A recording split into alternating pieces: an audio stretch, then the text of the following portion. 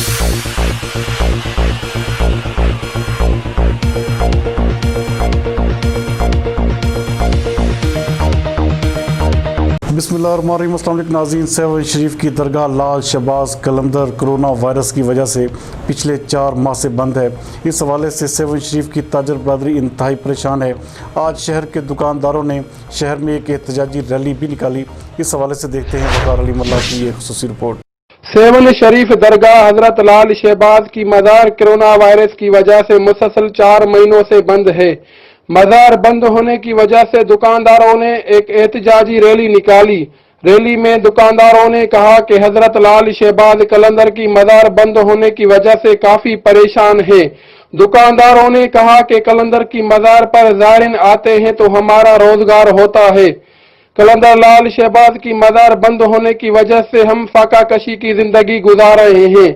हमारे छोटे छोटे बच्चे हैं। हम वजीर आला सिंध सैयद मुराद अली शाह को अपील करते हैं कि कलंदर लाल शहबाज की मज़ार SOP के तहत खोल दी जाए। कलंदर लाल शहबाज रहमतुल्लाह अलैह जे दरगाह जा रहवासी दुकानदार रेडियो वारा गाॾे वारा आयो ने खां अलावा जेके भी 100% असां शहरी आहियूं कलंदर लाल शहबाज रहमतुल्लाह अलैह जे रहवासी सिर्फ दरगाह ज़ायरनि जे ज़रिए असांजो दरगाह ते आमन थींदी आहे, गुज़र थींदो आहे।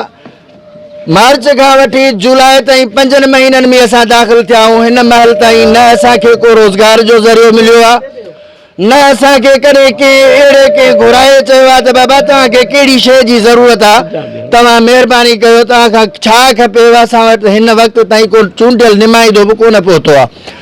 असां अपील था कयूं सिंध गवर्नमेंट के मोहतरम जनाब आला सैयद मुराद अली शाह के अर्ज़ था कयूं त तूं हिन जो चूंडियल नुमाइंदो ही असांजो आला ऐवाननि ते वेठो ही, तूं महिरबानी कर असांजे रोज़गार जो ज़रियो असांखे खोलियो ॾिनो वञे। राहदारी जेका सिस्टम आहे उहा खुली वई आहे। वाणियुनि जा मंदर खुलिया पिया आहिनि। जिते किथे रश लगी पई आहे।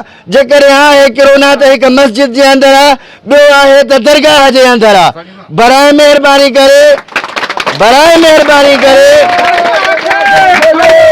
महिरबानी करे SOPs जे तहत दरगाह के खोली वञे, असांजी बेरोज़गारी ख़त्म कयो वञे।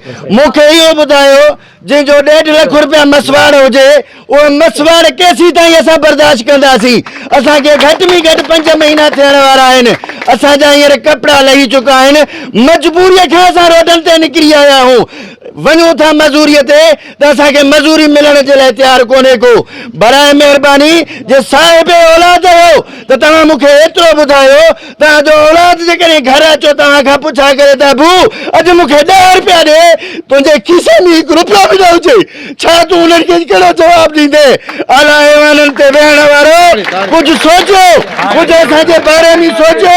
हिते ई चूंडियल नुमाइंदा आहियो, हितां जा ई रहवासी आहियो। हिन ई कलंदर शहबाज जे सदके वज़ीर आला सिंध बणियो ही, हिते ई ऐवाननि में वेठो ही।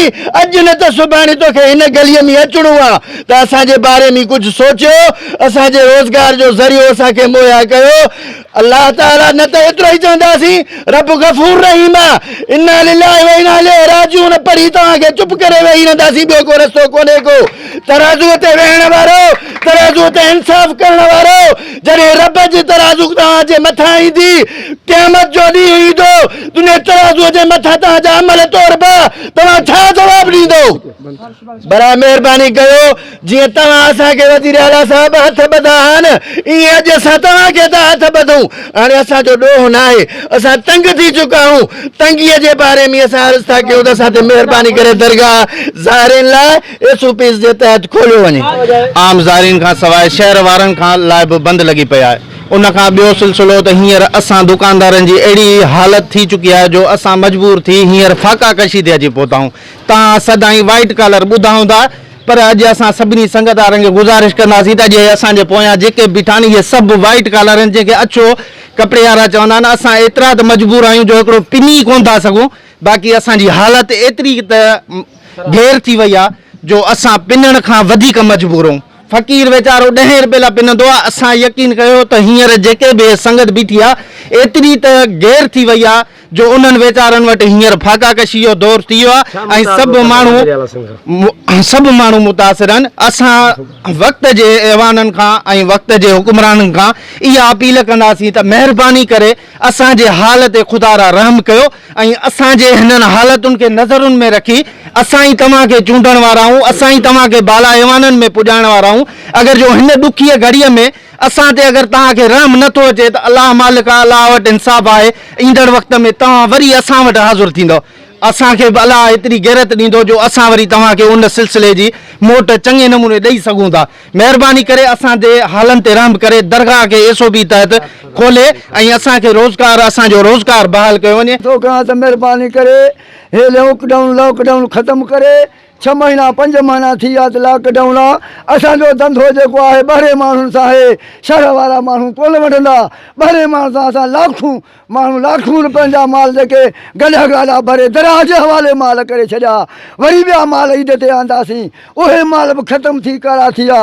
हिकिड़ो ज़रो बि माण्हू कोन थो अचे, कुतो बि रोड ते कोन्हे को, लठ जो पाणी करे लॉकडाउन ख़तमु करे दरगाह खोलियो वञे। जा था कयूं त असांजे दारोमदार जेको बि आहे कारोबार जो या दुकानदारी जो या असांजा रेड़ा वग़ैरह या फ़कीर वग़ैरह या के ग़रीब आहिनि कुंड कुछ में असांजे शहर में आहिनि त सभई ग़रीब, को बि त अमीर न आहे।